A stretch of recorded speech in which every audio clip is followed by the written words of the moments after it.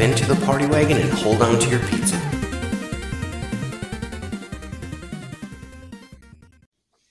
All right, and welcome back, everyone, to Epic Tales from the Sewers. I am your host, Justin.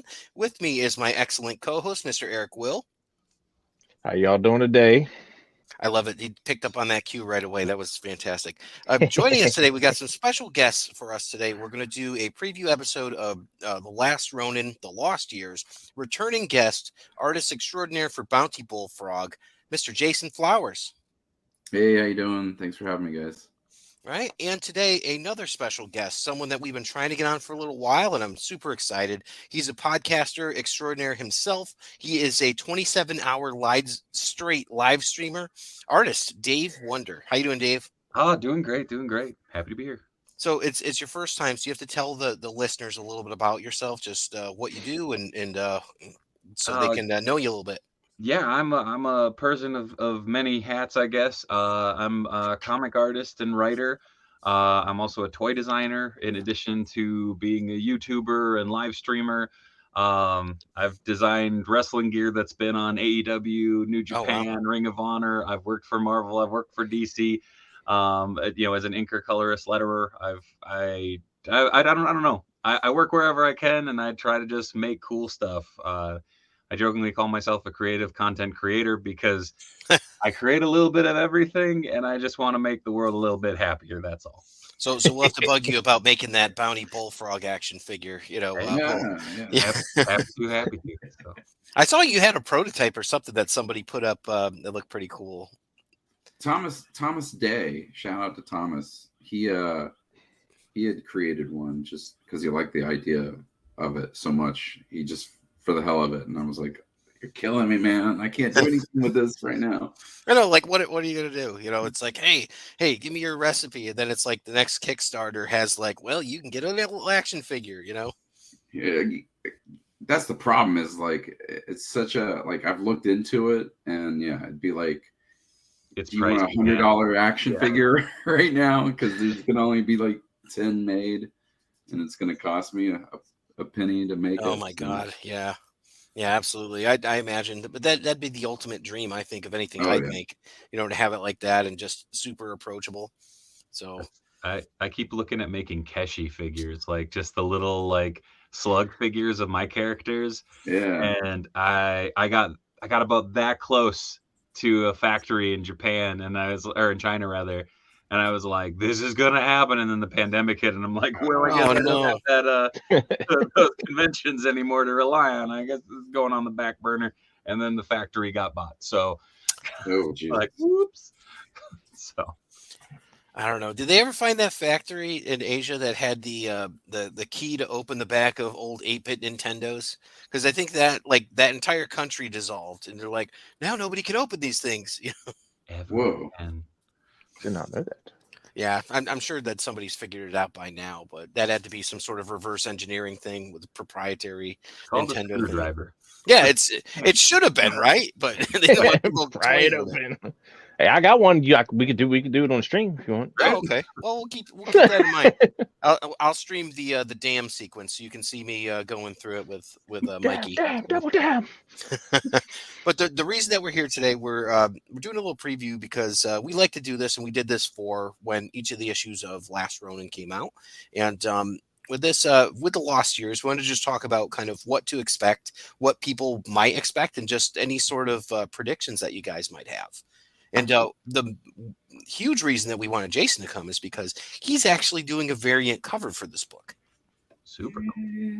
Excited! I'm excited. I saw it, and as soon as I saw that it went up, I got my pre-order in. I don't miss these covers, so I loved. It took me forever to find your number one, and then I got the number 5, which is I was jumping on that one right away, and now I've got this one, and I love it because you added the tonfa on it. And it's such like an iconic weapon for Michelangelo, but it's a different choice rather than it's like, all right, he's not going to go with the nunchucks because he's already learned that discipline. Now he's going to go with something else, and he uses it. He makes the electromagnetic pulse and all that in one of the issues. Yeah, that part was probably my favorite in issue 5. Oh, one of my favorite scenes where he's like. And now it's kind of interesting too. I'm curious, did you end up picking up the NECA figure for maybe like the unarmored one and all that as like a reference? I do have the armored one. Oh, yep.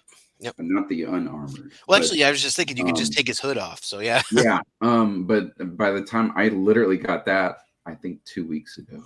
Oh, came, Big Bad Toy Store, I think. Yeah.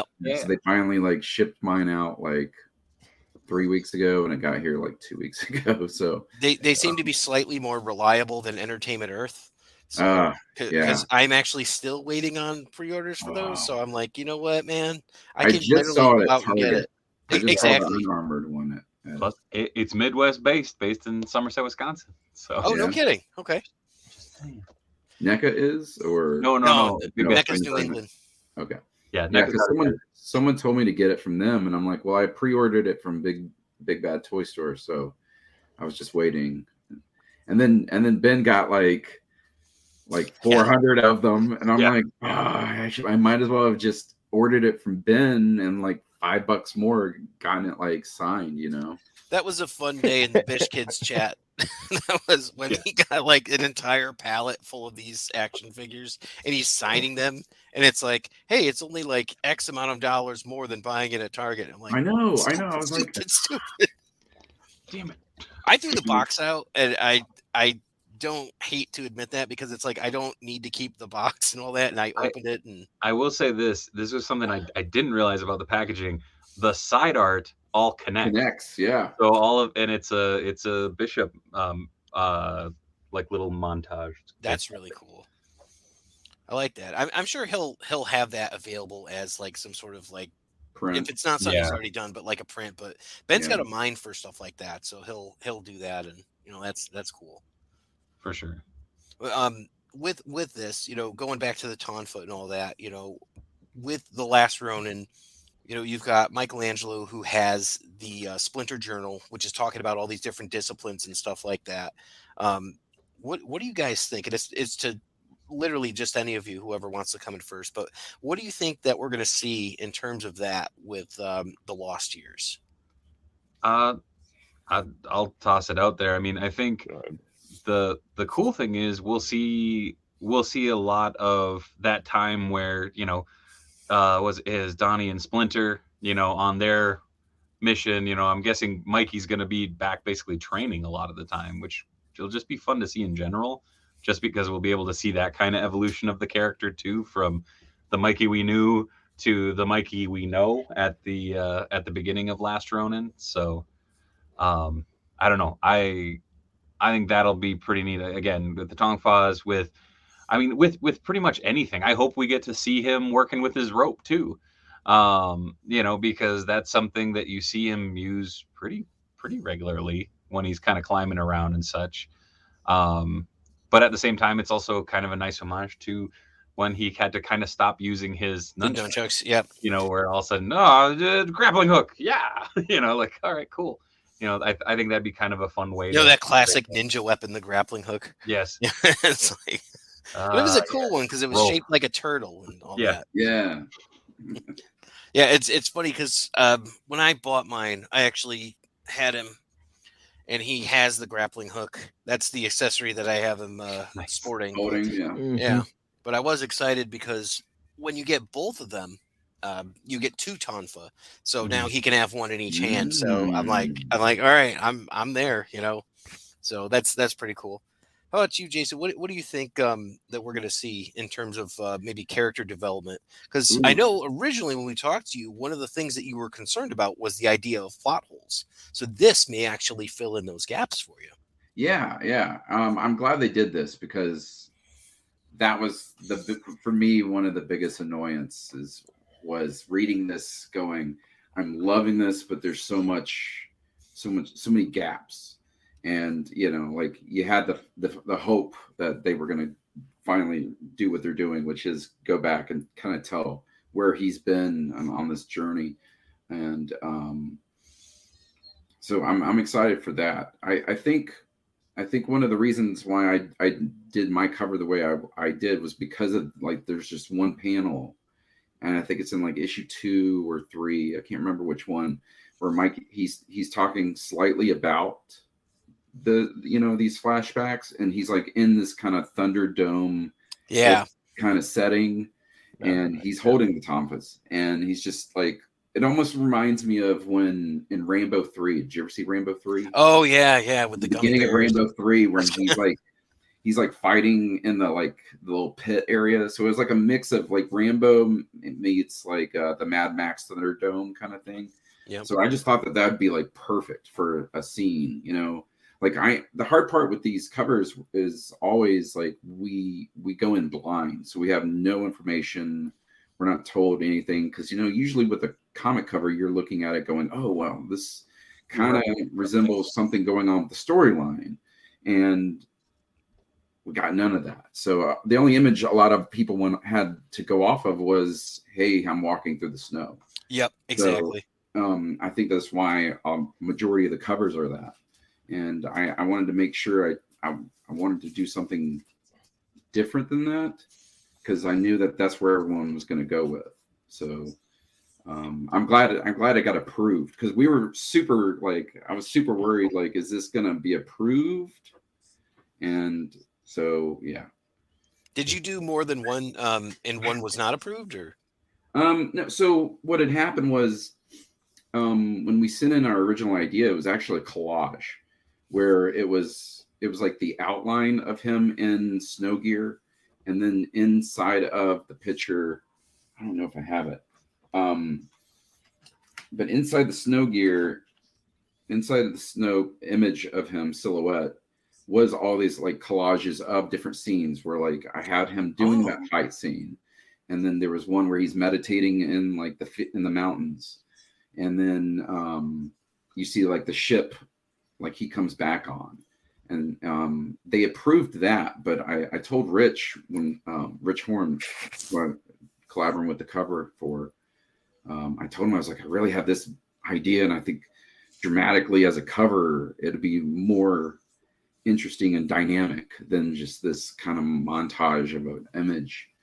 And I think it was New York Comic Con was going on, so the cover was due soon, and we were just waiting for them to get back to us, and they never did. So we just ran with the idea I had, and Rich was nice enough to kind of trust my idea with it, and they thankfully approved it. So that's cool. It was a lot of nail biting, going are we gonna get the, hey, your cover didn't get approved, kind of thing, but thankfully it did. Tripping at the finish line of sorts, of just because he's emailing them what's going on, and it's not just IDW you have to deal with, you have to also deal with Nickelodeon, and oh yeah, so this. Gavin Smith was talking about that, and he said that he had awesome editors, and the people from Nickelodeon were great for him. So that's good. Yeah. So with this, the staging for your guys' covers, because Dave, you're an artist as well. Have you gotten to the point where when you're doing something that you leave a spot that you could possibly put a remark in? Is that in the blueprint now of when you start doing covers? I know with my cover artwork and stuff like that, usually my big concern is kind of for the cover dressing, making sure that there's room for, the title block and everything like that. But inevitably there's going to be some negative space, and I usually leave a little in the bottom left or the bottom right corner, because I don't know where on some of the titles I've worked on and stuff, you don't know where they're going to put the copy of, the actual credits and everything. So it's well, if I leave some over there and I leave some over there, nothing's going to get covered. And whichever side doesn't get covered, then you're aha. Yep. There's my honey pot right there. I can do a little remark and you're good to go. But yeah, that's it. That's just in my experience anyways. What about you, Jason? Yeah, it's that same thing. When I got to do the cover for issue 5, I made sure to leave room for the trade dress on the top of the front side. But when they sent us the mock-up, they ended up putting the trade dress on the back bottom corner of the back of the cover. So, which is fine with me, as it was perfect spot, but I didn't see a reason why it couldn't fit where I left room for it.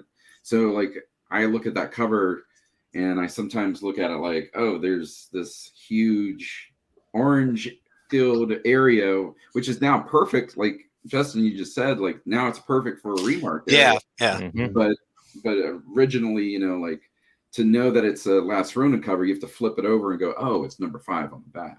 But I did that with the new cover too, but because that logo it's so big and it's everywhere, you know, and for them to like, I think they changed it in the one that came out for San Diego. I think the logo is different than what they ended up going with. I think they changed it back to. Oh, it was the copy layout where the way that that it was broader, wasn't it? Yeah, like I it was a lot like thicker and longer, and I don't know, but I'm kind of glad they went back to the way it was now. So it's not curved like when you see normally turtles. Like when you get to turtles, it's kind of like bent a little bit, almost like a rainbow. So it looked like it was more just kind of linear this time. So with this logo. Which it makes sense because they want it to be distinguished from Last Ronin, so I get it. But yeah, it seems to work. I'm looking at it right now on other people's covers too, and it seems to work really well. So, is it a bad thing? I really want like a straight up cliffhanger parody issue of just Mikey climbing around in the front. Like have a Sherpa that hangs out with him that looks strangely like Sylvester Stallone. He's being chased by John Lithgow, right? Oh god, the most terrifying Yeti of them all. Seen that movie in years. I know. But I don't know. I'm watching Rockies right now. They're on Netflix. All right, so imagine this: Michelangelo in Rocky IV, and you know he's there, and you know he's trying to win the hearts of the Russian people by doing these cage matches, as illustrated. Yo, April, maybe I'll fight Apollo. See, he already does the voice. Dude. Just shit. And I'm wondering too, like what we're going to see, because he is going to be making his way from Japan through Europe all the way back home to New York eventually in a 10-year span. You know, I mean, if he's walking it, that explains 10 years. But, you know, I mean, we know he takes a ship. So if he's going to go through Europe and all that, as they're alluding to, he's going to have to then like hop a ship at some point and go out that way. But, you know, it's just a little interesting on how this is going to happen. So because they're not without resources, as we saw in issue 4. You've got, you know, the turtles have this network of the Hamato clan and all that, and they're on the radio and they have friends everywhere. So it's like, okay, so this is going to be some sort of self-imposed exile, it seems. Yeah. The only thing that I worry about is it's going to get like crazy, crazy dark, because it's a hell of a leap to where we see him start. Yeah. So it's like, this is going to be harsh. Well, he's going to lose his sense of humor, which is going to be the scariest part, I think, for me, because he goes from this affable, laughable character who's, you know, cracking jokes and stuff like that to someone who's just like, I think Mikey just straight up killed that guy. Yeah. You know, and it's like, that's like character assassination in a sense. But I mean, we know it's coming. So it's like, we've already seen the outcome of it. So, you know, because I don't think he made any jokes in Last Ronin at all. No. It was pretty serious the whole time. Yeah. Grimdark, you know? Yeah. He made like Leonardo jokes where it was just like, he'd be like, hey, what's sharpened through your head? It's a knife. Yeah, exactly. Like, he was more ironic, funny, like how he would like stab Oroko Hiroto with like Raph's sai and like hit him with his own nunchucks and stab him with Leo's sword. So he's like just being ironic instead. Yeah. I did thoroughly enjoy when the teases were coming out and they're just like, which one do you think it's going to be? Which one do you think it's going to be? I'm like, it gotta be Mikey. I hate it, but it's gotta be Mikey because he's the only one that you wouldn't expect to be just like Murder Turtle. Like, but I mean, just had Steve Levine on, and you remember Eric what he was saying? Yeah, because he said it was the first turtle. I mean, that was the first turtle drawn. So I mean, my wife even called it. I'm not gonna lie, my wife even called it. She was, but I said I love the story, but it was that moment of just like, crap. I was hoping it was Ralph. That's my dude. So, but I thought it was Casey. That's it. Surprise, he's a turtle. Now you turned to sound like Rob. Yeah, I sound like Rob Denner. Sorry. Yeah. I try not to ever do that, but yeah. No, that's cool. And I mean, there's a fair amount of exploration, and I think it's going to get pretty heady. I think it's going to be very existential in nature because of some of the stuff that we're seeing, and just the idea that there's a guy just wandering through the snow who happens to be a giant mutated turtle. And we're also going to see some changes too, where, in those next 10 years, his body mutates and he grows to like literally twice his size. So there's going to be that sort of progression too. So I wonder how that's going to affect him. I'm wondering if there's any excess exposure to radiation or more mutagen, because sorry, go ahead. No, go ahead. Oh no, it has me curious because in the first series they talk about, it's his mutation continuing to mutate, and it's like, well, in like the IDW books they talk about the mutation can expand or increase due to more exposure to radiation or other things. So it's like, okay, like if he's going through Russia, hey, but that's a good pickup. Yeah. It's also the thing of, could he come across other mutants that are, exposed or more recently exposed? Also, if he's becoming straight up murder turtle, maybe he splits a vein that, on some of the mutants where it's exposure and cross contamination type thing. I mean, the cool part is there's so many different avenues you can go with it. And at the same time, there's so many ways you can play it. Because he talks about it in the first book, like he's written to talk about, like, it kind of drove me mad a little bit, of I was constantly changing and essentially evolving. Yeah. So I'll be real curious to see how that comes about. But yeah. And we know he's crazy too, because like crazy, not in like the unpredictable sense, but in the sense that like he literally sees what he perceives as ghosts of his fallen brothers. Mm-hmm. So, and that's not exactly natural. So, Well, in that, if you go back to that scene that I took from inspiration, where he is standing in that Thunderdome, like kind of a setting arena, like you see the creatures that are like at his feet and just hanging on the Thunderdome. Those aren't typical like humans. A lot of them look like almost look like Thumping Guts or what was that other series? The Melting Pot. Oh, Melting Pot. Okay. You ever read Melting Pot? Yes. Yeah. A Mirage book way back. There's some of the characters look like that. So I thought that was kind of cool. But yeah, like he might obviously come. I did not connect those dots. Monsters or something. That's another really good pickup there, Jason, because I mean that's almost an Easter egg that I didn't see. So, again, lots of avenues that you can run down, which is pretty dang cool. I mean, I think that's the most exciting thing about this is, outside of the Archie books, we really haven't gotten, what's the future hold, type thing with them to this extent, which I think is pretty rad. I'm super curious. And then there's a whole other aspect of this where you've got Casey Marie, and she's going to be raising 4 mutated turtles from the end of the previous Last Ronin. So that's a whole other issue. So they're probably going to do it half and half. And I should probably mention this too. I haven't heard if this is going to be in prestige style or it's going to be regular comic. Have you guys regular comic? We're going back to regular. It's going back. It's going back regular comics. Yeah. And that's the whole thing. It's like I know the series is supposed to be a prequel / sequel. Yeah, that's what Eastman was saying, that it's going to be like all mixed together.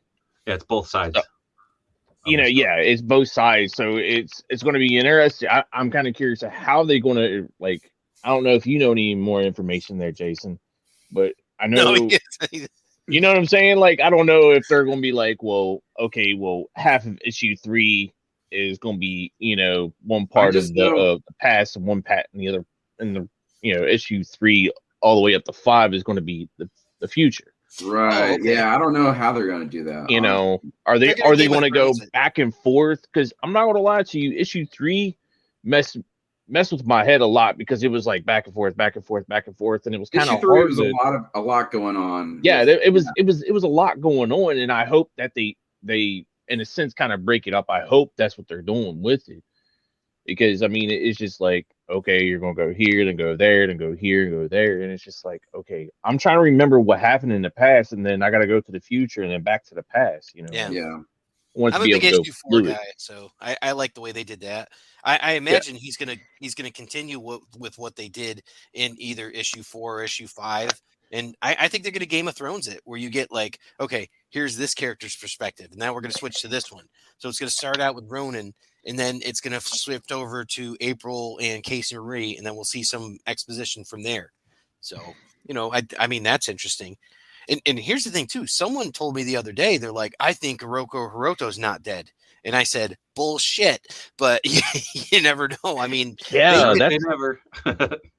that's another thing is that I mean, that's a good thing that you brought up is, what's going on with Shredder.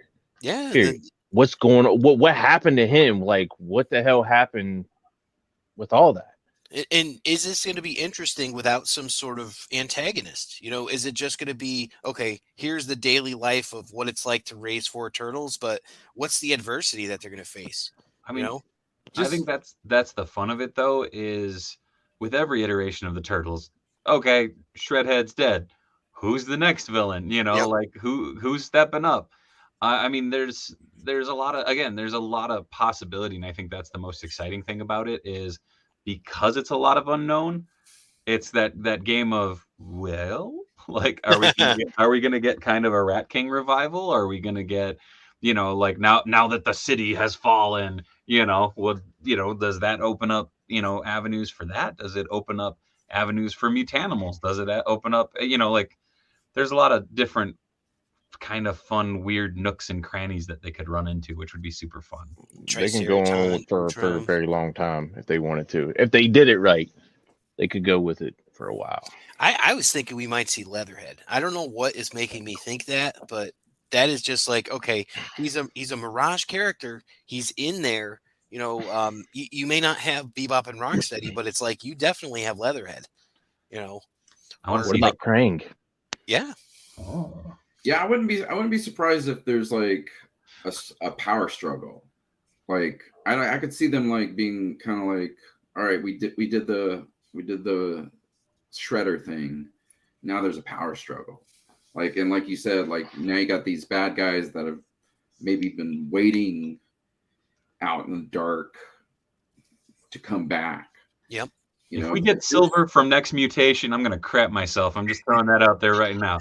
I mean, damn, Mobster Yeti, give it to me. That's more likely to happen in the IDW series.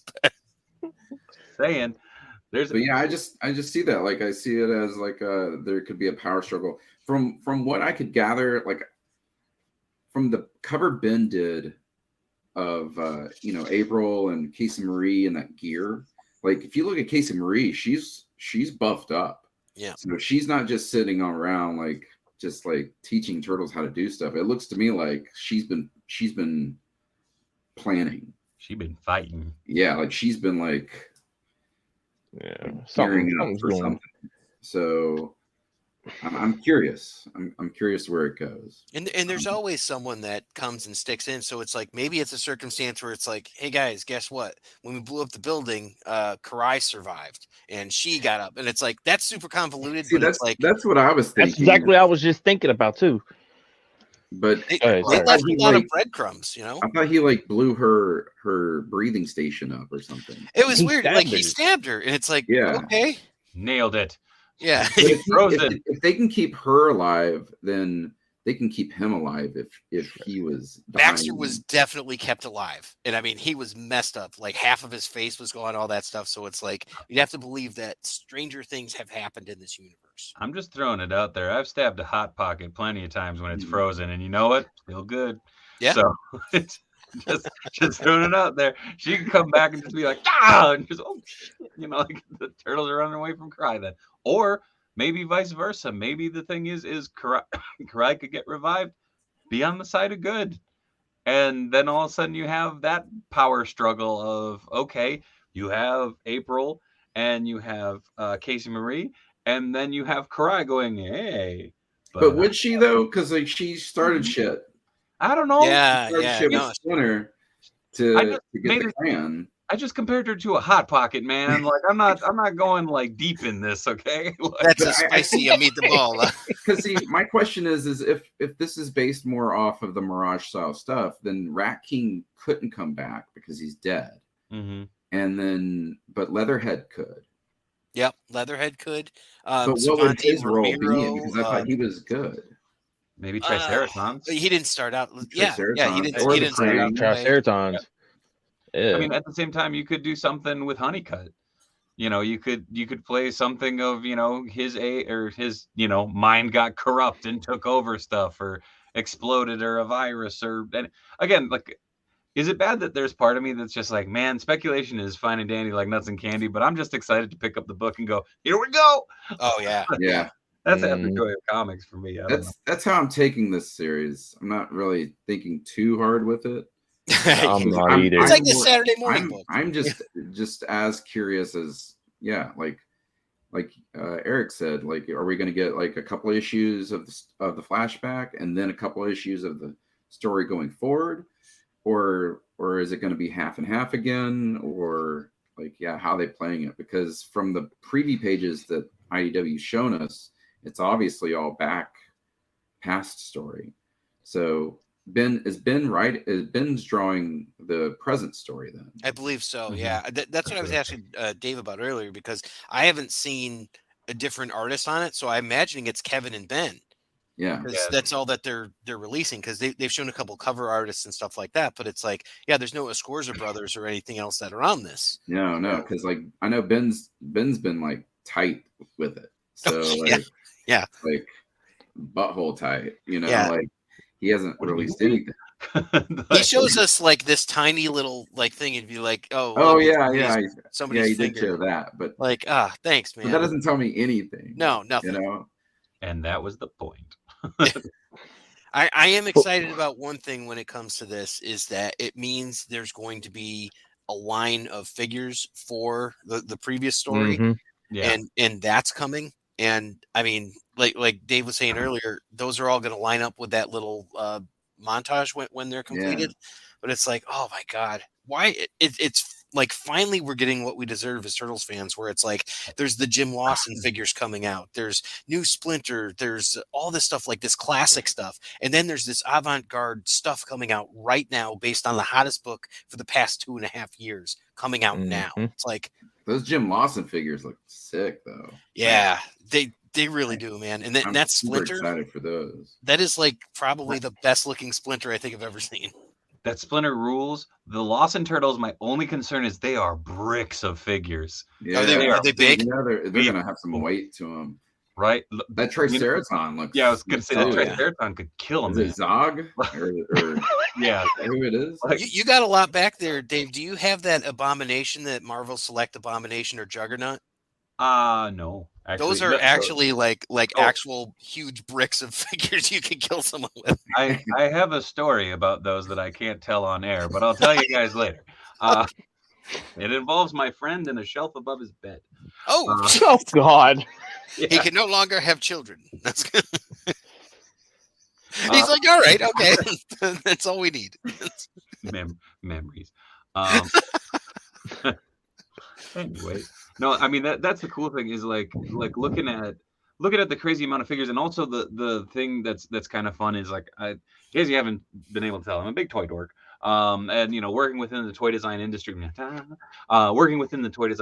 and stuff, looking at how the packaging and everything is laid out for the Last Ronin figures, it's fascinating because we have 2 Ronins so far. We have the other 3 brothers, Splinter, and 2 bots that are announced so far. So far, we got 8 figures. That's a wave. I'm just saying. Yeah, dude. They got sense, though. So Casey Marie. Could we get April? Could we get Casey Marie? Could we April? Could we get Mikey and Parka? Because we don't have a Baxter. We have the Last Ronin. Baxter, the Flyborgs, like, you know, yeah. or Oroku. Like we could, I mean, Hot Pocket Karai. I mean, there's a bunch of options there. Isn't the unarmored one come with one of the Baxter bots? Yes, right? it looks like a pug. The guy. He looks Yeah, that was awesome. That was so cool. Yeah, this is neat because it's like ripped from the page and it's spot on to the artwork. It's like, wow, they did a great job with all these. What about Kevin and Peter? We can get figures of them. They were in the book. That's true. I freaking love that idea. And that is I'm just putting that out there. I'm putting that out there. I both love that, and I hate the fact that in the back of my mind, I'm like, God damn it, that's going to be a San Diego set, isn't it? Yeah. Oh! That's totally a San Diego thing. Yeah, that would be amazing. Actually, I was surprised. Like we just found out, and we didn't know this, that Kevin actually did the voice for Ice Cream Kitty. I had no idea. Didn't know that. Didn't know that. And I'm like, oh. Yeah. I watched 2012 too, and I did not know that. Man, I remember watching it. So I got my son into Turtles, and he like the 2012 series is his jam. So like he and I kind of collected that line together. And I remember watching an episode, and the credits roll, and you're just like, wait, why is Kevin Eastman's name on there? That's not where it's supposed to be. And I remember like being like, oh. He doesn't skip the credits like we do, Eric. I mean, usually that's the time where I'm like, all right, go to the bathroom, like grab a snack or something, like come on back. But fun fact, that's interesting too. Yeah, because you guys are streaming it. Like when it was on for the first time, my kids and I were watching it like Sunday morning at 10:30 on Nickelodeon. I got it on DVD, baby. Yeah. They just put out the complete DVD set. Yes, I need to get that. Everything, dude. It's like $30 on Amazon. That's not bad. The case is weird, but it's worth it. I still don't understand why they haven't released a Blu-ray set of it, but just because it's already. Well, you worked a lot of cons, so I'll just say that. You know? It's still not up-resed. I know because I definitely eyeballed up a couple of the not so legitimate sets because I was like, "Ooh, Blu-ray!" Oh. Well, if you're there and you want to get a copy of the Snorks and Pirates of Darkwater and all that, it's like okay, that's pretty fun. This is something silly in my 2012 set. But if you want to add it to your collection, you have to take a kind of a weird route to get there. But, of course, I just broke it. Damn it. But. That's fantastic. Ice Cream Kitty. He came out in a Mega Block set. Oh, that's great. Nice. So I have a lot of Mega Blocks. His bowl has a hole in the bottom? So you can put it in. But it's handy because it actually acts as a nice little handhold for the figure.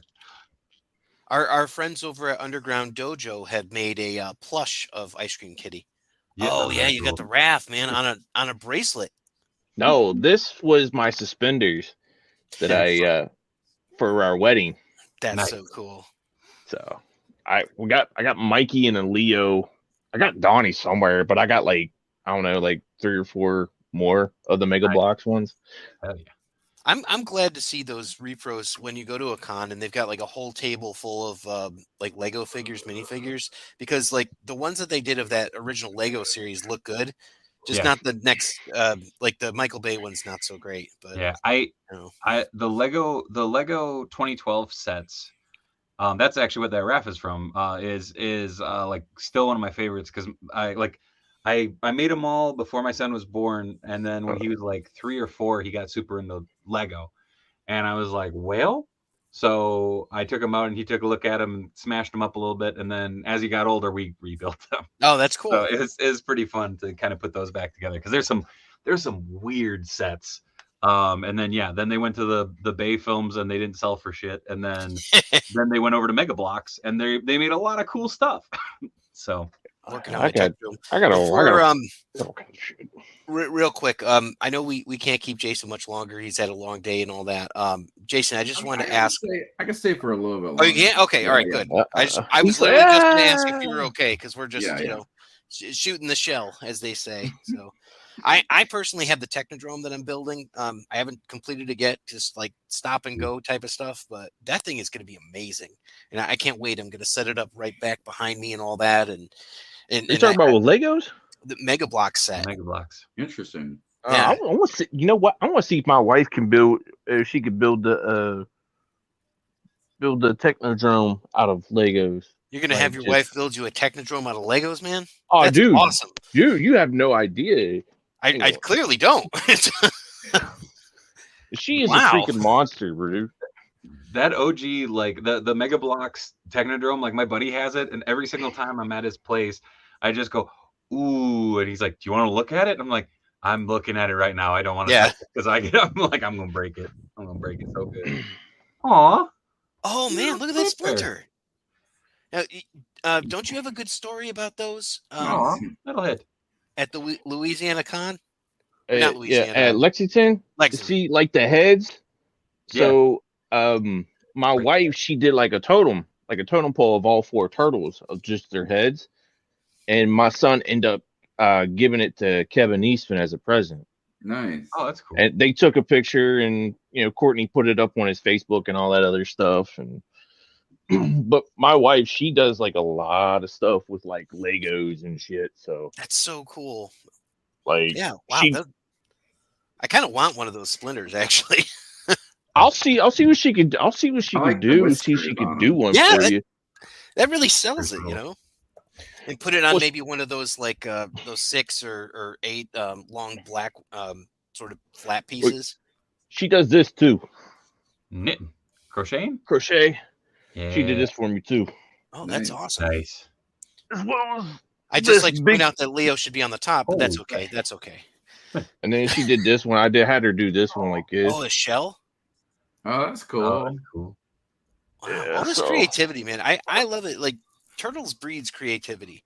I mean, from the time that I could draw, I was drawing them. Obviously, I didn't do anything with it because I'm not super talented like you guys. But like, I've been drawing turtles forever. Dude, it's a lifelong passion, man. Like, I think about actually, it was kind of funny. So, one of my best buds, when we were little kids, I wanted to be a comic artist. He wanted to be a rock star, and I'm doing that, and so is he. That's cool. So it's kind of neat. Any group that we would have heard of, or shout out to them? The song "Best Day of My Life." That's been on. Yeah, that's my buddy's Axe Band. That's American Authors.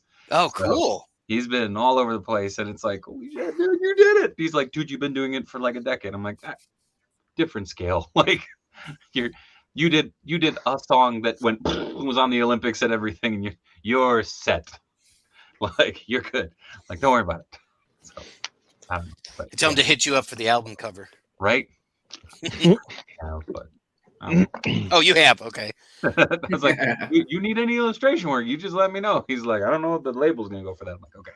I'll tell you what blew my mind is when I was talking to Jason the first time, and we were talking about his Kickstarter, and then I started talking to him about a cover that he did was the Maniac of New York, because I am a huge fan of Elliot Kalin, and I'm like, I can't believe you did this and all that, and I was like, what's he like? And you're like, I've never met him. And I mean, still, I look at that artwork and I'm like, man, this is just so freaking cool. And it just blows my mind, like, to have those sort of experiences. And it's like, you don't even get to connect with the writer. It's crazy. Yeah, I was doing a live stream for Tags. Have you ever heard of Tags? Oh, yeah. They're getting sketchy.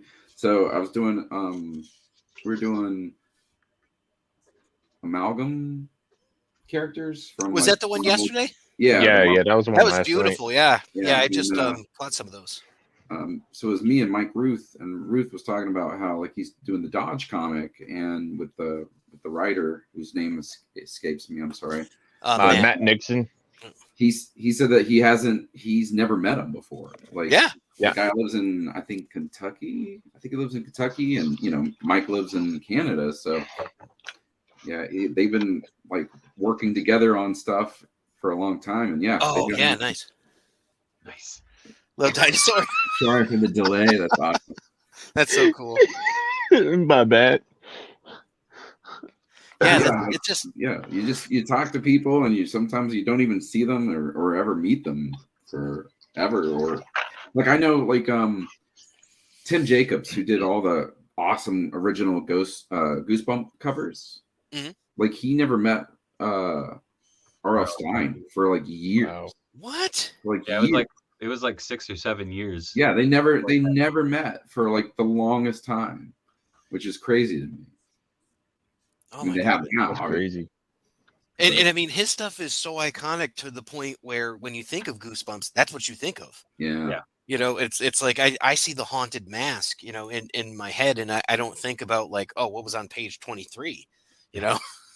It's crazy. That and R.L. Stein's Mole. Yeah. Was that featured prominently in the Jack Black film? Maybe. I don't know. Nobody else saw it, I'm guessing. I've seen both of them. Oh, have you? Okay. I love those movies. They're really fun. They're predictable, but you know, Goosebumps. they're kids movies, you know. Yeah. I like the one he did, the House with the Clock in the Walls. I don't know if you saw that. I've never seen that one. That was actually pretty decent. Surprisingly darker than you expect too for a kids movie. Like, Yeah. Okay. It's one of those moments of going, what? You're going for he's trying to kill him. Yeah, but TikTok. Eric's like, what does this have to do with turtles? That's good. Oh no, you're all good. I haven't dealt with Goosebumps in a long time. I read it when I was a little kid. I thought about watching the movies, but they're worth it. Pretty good. They're fun. For sure. Oh, definitely fun. Yeah. So let's see. We were talking about the toys. We were talking about predictions and all that.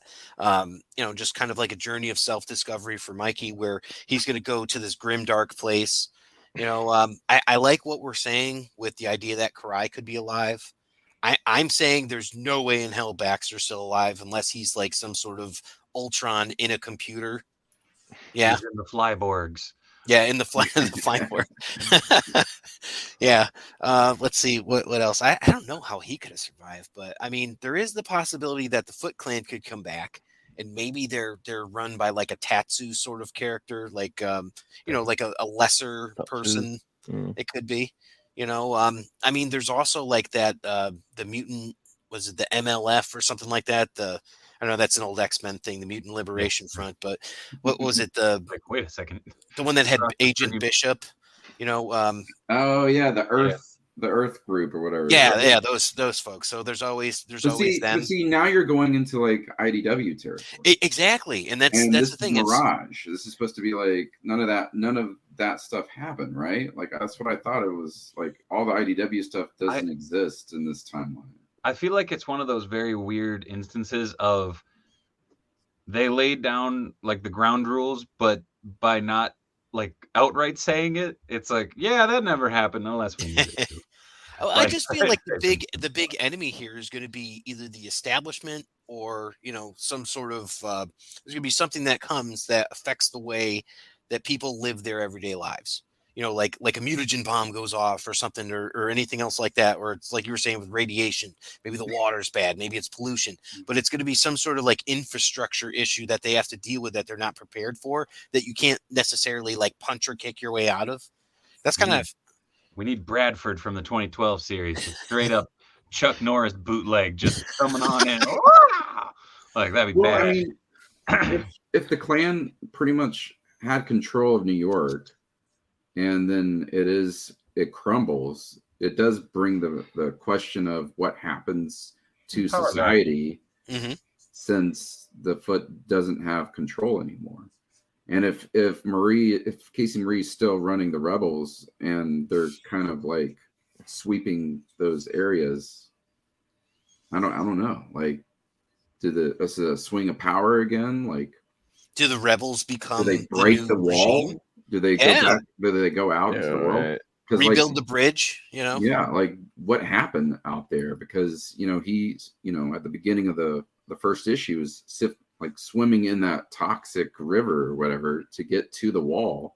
Like what happened there? Like what led to that point? Yeah, it's so gross too. When you see like there's a lot. Yeah. A lot of gaps that they could do. It. I think there's, to be honest with you, I know this is supposed to be a five issue series, but I think there's going to be others. There's going to be like a lost years. That's supposed to happen, I think, halfway through it. Oh, good. Yeah. From what I've heard from others, there's like a spin-off book somewhere within 5 issues or whatever. Yeah, and that's the whole thing. I know that Tom Waltz, because I remember him talking on the CGC thing on Instagram, you know, or actually on Facebook, where they were talking about the Ronin verse. So, I mean, there, like I said, like Dave was saying earlier, there's a lot of ways that they can go with it. They can literally do, if they wanted to, they could do, April's, story throughout the whole process. Like the whole thing We may with. see that. Well, yeah, that's the whole thing. Such a short, like 1 to 2 page, like summary of stuff with her. So I could see them bringing that out more too. The wild thing is they could do a mini series that's just like one shots of each of the characters' stories. Yes. Yeah. I mean, and go through their whole story. Throughout the whole process. I mean, like you said, you were talking about the radiation and mutation and how, like, April was around the turtles for the whole time, right? Mm-hmm. Okay, so we had this big blast, but April lost a leg and an arm, right? Yep. Mm-hmm. So that help her? Did that mutation help save her from that? Oh. You know what I'm saying? Like, that would answer my annoying question, because like for someone who suddenly found out she was pregnant after losing an arm and a leg and her husband and then her best friends, like she kept that baby pretty good and healthy. Yeah. So like that could explain. Yeah. But what about Casey Jones? Casey Jones was always around the turtles. I'm pretty sure him and Raphael, hung out together. Oh man, what if Casey Jones' animated corpse comes back as Muckman to defeat the turtles? That's a 2012 idea right there. Yeah. There's a lot of ways that they could seriously go with this story, though. Man, that's some good speculation. Like even the idea of Muckman or something like that is like there's a place for that, and it's like it could fit in any of this. It just matters like how they get there. The fun thing about the whole idea of the Turtleverse is you have so many characters and you've seen so many iterations of so many of those characters that it's like, okay, cool, Mutagen Man. You could play with that within that realm. You could play it with any numbers. Worm, bringing that crazy flesh eater, back into things. It's like, okay, cool. You beat the robots and you beat the aristocracy, but how about freaking yellow zombie suit, like sewer zombies? And that's the thing. It could be mutants now because they were suppressed by the Foot Plan. So now he did say that he had killed all the mutants. So maybe there's an underground sort of society of Morlocks, where it's like they come up. Chuds. Yeah, exactly. Chuds. Wow. Okay. Digging deep.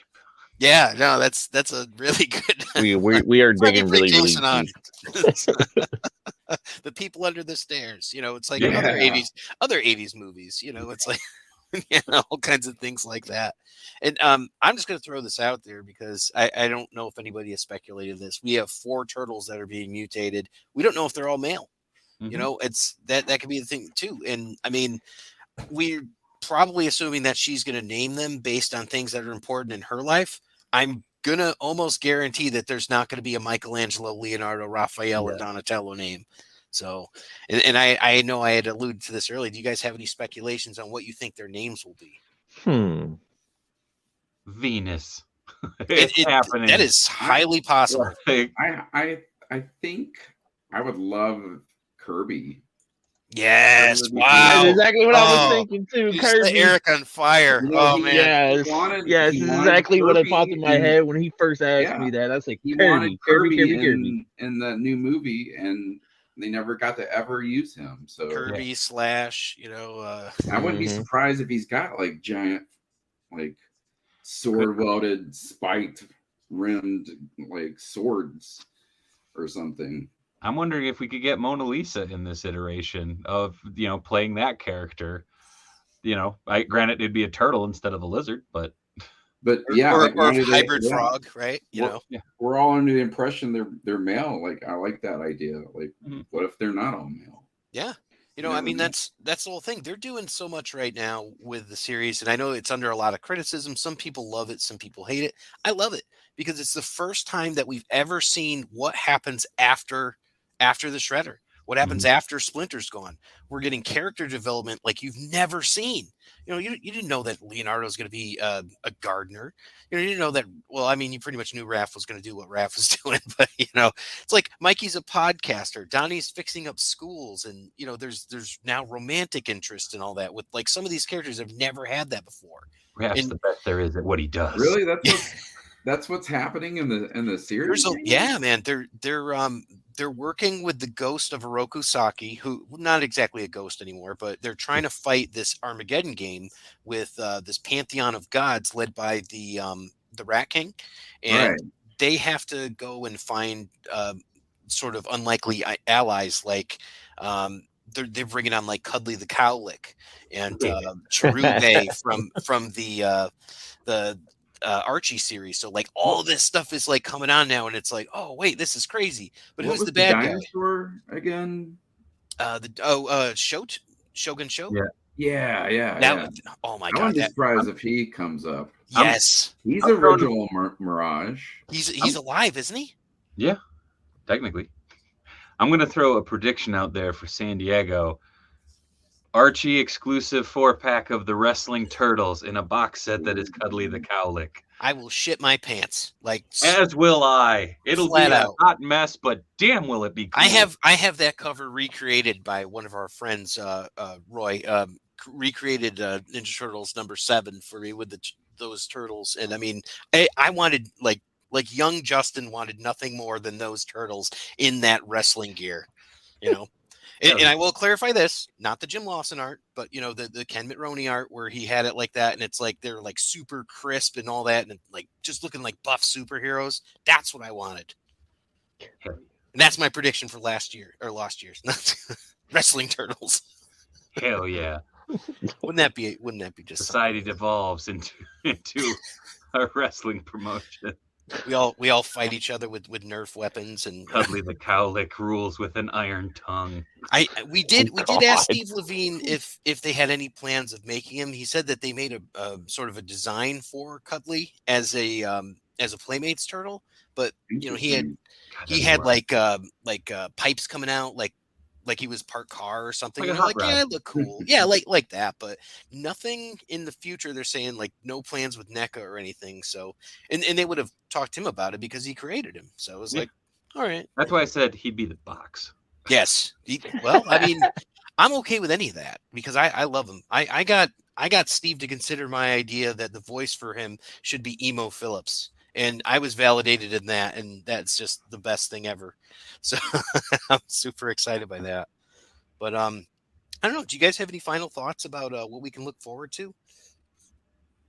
I'm just excited for the book in general. Like, I've always been a fan of Elseworlds and What If and all that, and the going into the unknown of such an established franchise is always exciting.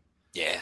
So I'm stoked for the next adventure, so bring it. Eric, you still think they're going to make a video game? I'm hoping that they make a video game, and I hope they make a series, like not a movie, but a series. I mean, it'd be nice to see, like an animated series of this. A video game, yes, I would absolutely. Absolutely love to see that add to my game collection. That'd be awesome. Throw them into, if they make it Injustice 3, throw the Ronin in there as a DLC with Hellboy and all that. I mean, hell, do it Injustice 2. I'd buy it, even though I don't play it. Yeah. I got it, but I don't play it. I used to play it. I mean, I stopped. I pretty much only played as Hellboy and the Turtles. So. Mm-hmm. Who else would you play as? Batman? Well, I did, but it's like I got sick of it, and I'm like, all right, I've already beaten this with him and Starfire and Catwoman and all them, so it's like, all right, moving on. You try beating that game as the Atom, and then you got some real skills. So it's just like, oh, that was rough. Yeah, fair. Yeah, no, it is. And Jason, what about yourself? Any things that you're looking forward to in the book that maybe we haven't touched on? I'm really hoping it's fleshed out more. I think And I say that not to criticize the first series. I think with the first series, it was just kind of like, we're doing 5 and that's it. Like, we're not going to have anything else. And I think that that's why there was so much crammed into them. Yeah.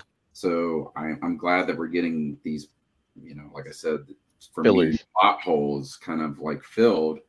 But I just hope it's fleshed out more, which since it has been so successful, I think we will get that. I think we'll get more of a fleshed out kind of, we're spending a little more time to kind of explain things and not just rush through it like we had to. Because that's what I feel like. I feel like it wasn't like they did it on purpose and it's bad writing or anything. I think it was just they had to try to get so much story ideas into in 40 pages. And even with 40 pages, they still were like squishing. It's not enough.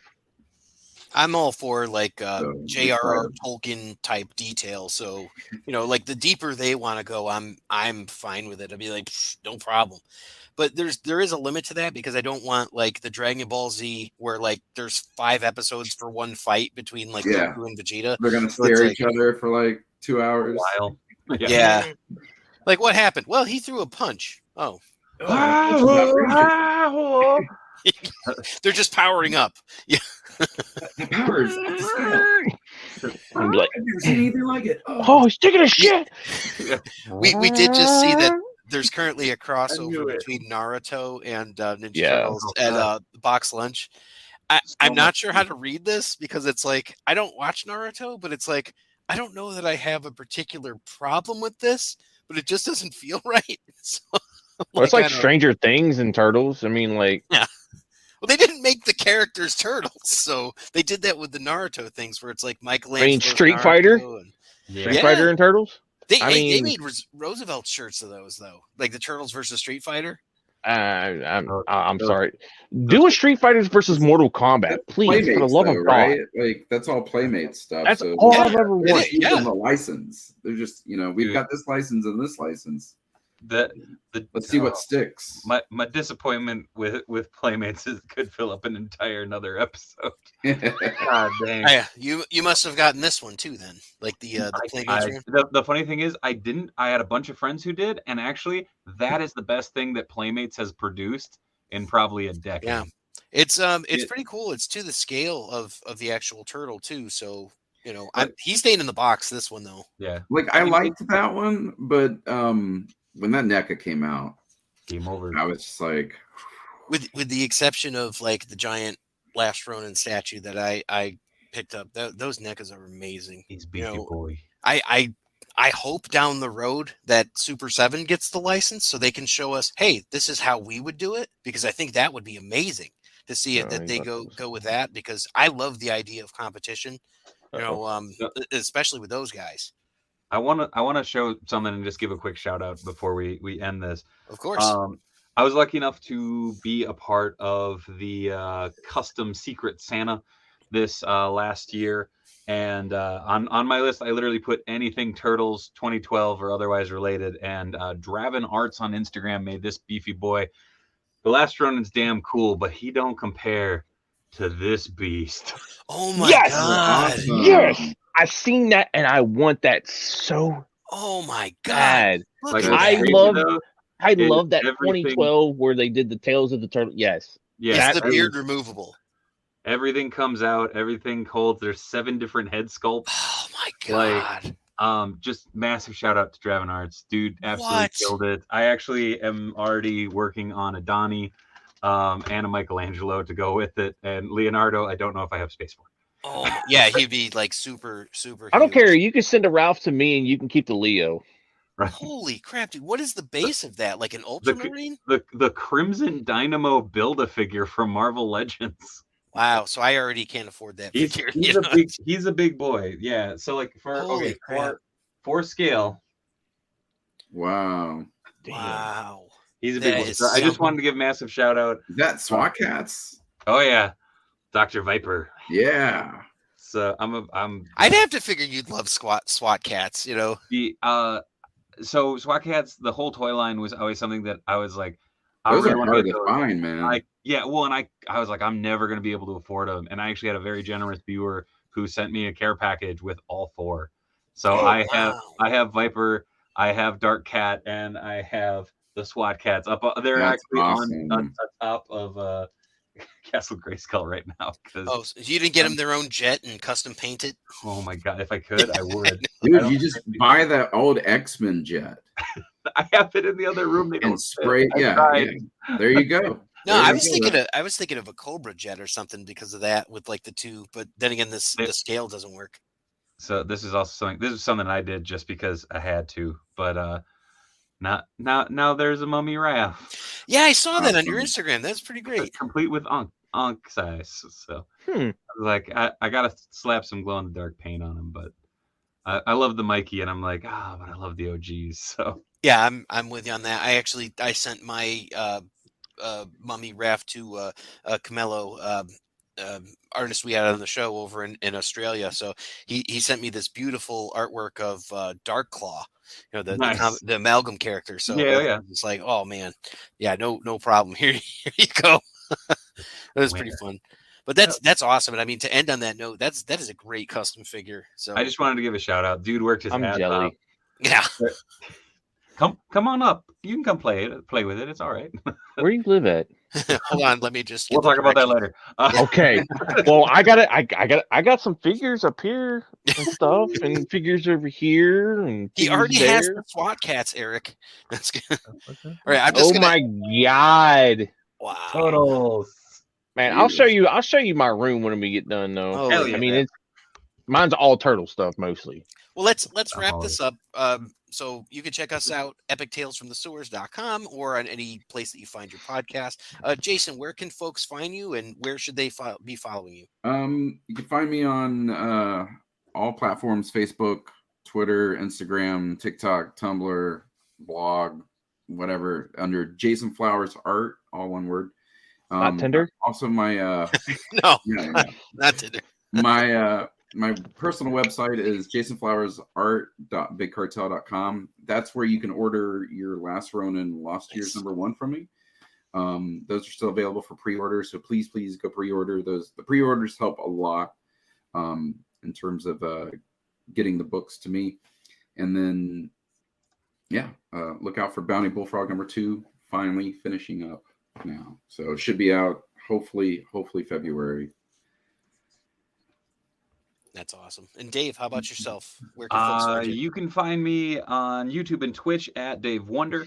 You can find me on Twitter at Dave Wheeler. You can find me on Instagram at the Dave Wheeler.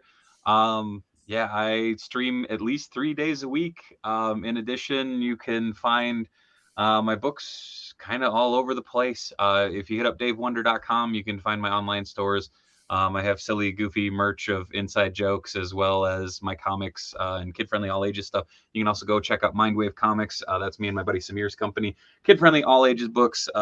We brought back the Rad versus the Bad. So, that's about it. And Eric, where should folks be following you? Oh, you can find me on Facebook, Eric. All right. That works for me. And for all the folks that are watching on YouTube, thank you. And, make sure you hit like and subscribe. And to all the folks that are listening on audio, stay tuned for your pizza recipe. Right. And we will be right back. It's pizza time. And now, in a segment that we call Pizza Time, where we discuss any Teenage Mutant Ninja Turtle or pizza-related food, I give you Pizza Time. Hey everybody, here's your pizza time. And what better pizza to describe, or pizza sauce, I should say, than to describe the snowy preview that we've seen of Lost Years, where Mikey is out in the wilderness and in the mountains, maybe the Himalayas, kind of crawling in the snow, then white pizza sauce. This recipe makes about 1 cup. When you want a pizza that's cheesy to the max, this sauce does the job. Get in touch with your inner Donatello and experiment with different chopped fresh herbs, dried spices, and even hot sauce. Ingredients: 2 tablespoons of unsalted butter, 3 large garlic cloves, pressed or grated, 2 tablespoons of all-purpose flour, 1 cup whole or reduced fat milk, 1/4 teaspoon salt, freshly ground black pepper, and 1/4 cup grated Parmesan cheese. Instructions: melt the butter in a small saucepan over medium heat. When it stops foaming, add the garlic. Cook for 30 seconds and then sprinkle in the flour. Cook for 1 to 2 minutes longer, whisking constantly. Step 3. Add the milk to the saucepan in a slow stream while you continue whisking with the other hand. Add the salt and a grind or two of pepper. Cook for 5 minutes or until the sauce is thickened to your liking. Remove the pan from the heat and stir in the cheese. Use immediately or store in an airtight container in the refrigerator for up to 3 days. That is your preview for the lost years, the white pizza sauce. Cowabunga, dudes! Thank you for listening to the Epic Tales from the Sewers podcast. The Teenage Mutant Ninja Turtles were created by Kevin Eastman and Peter Laird. This podcast has no affiliation with Eastman, Laird, Mirage Studios, IDW Studios, Archie Comics, or Nickelodeon Studios. This podcast is a member of the Dorkening Podcast Network. Check out thedorkening.com for other podcasts. Epic Tales from the Sewers is recorded by Justin Cooper and Eric Will.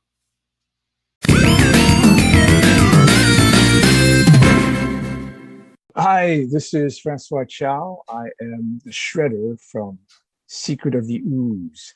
And it's been a pleasure for me to talk to Justin and Eric on Epic Tales from the Sewers. It's been great, guys. Everyone thinks because you're a zombie, you don't know good coffee. Well, they're wrong. We have very active lifestyles. It's not all wandering the countryside aimlessly or scaring passing motorists. And we all love a good cup of joe. And there's only one brew that gets my seal of approval. Deadly Grounds coffee is my guilty pleasure. Bold, robust, delicious. It's coffee that can wake the dead. With over a dozen different roasts and flavors, Deadly Grounds can satisfy the most finicky of coffee addicts. The aroma is so intoxicating. It brings all of my neighbors out of the woodwork. Deadly Grounds coffee. Coffee to die for and zombie approved. It's good to get a little deadly.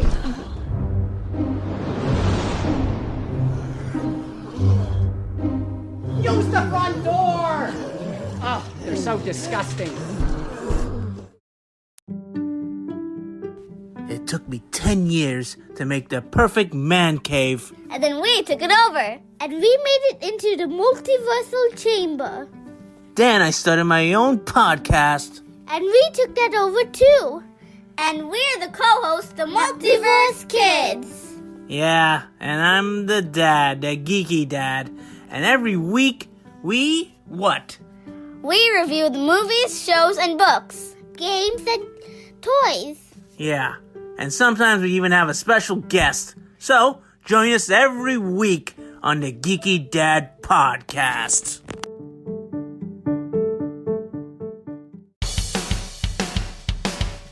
Greetings and shabebans. We are the Retro Reductopus Cephala Podcast, a long-form bi-weekly show that celebrates all the things that made growing up awesome. Well, that sounds good, but I don't know what all those words mean. I think what Parasite Steve's trying to say is that on Retro Reductopus, we explore a range of retro goodness, from toys, video games, and movies, to cartoons, and even snacks and school lunches. Oh. And we do it all with a positive spin, a slew of killer guests, and some very adult language. And you know what else is cool? No. This crazy show is part of the Dorkening Podcast Network with new episodes every Tentacle Tuesday. What's that? And if waiting 2 weeks for a new episode gives you a sad, know that we drop bonus episodes all the time, like the off-format Crow's Nest and an interview series we call The Brig.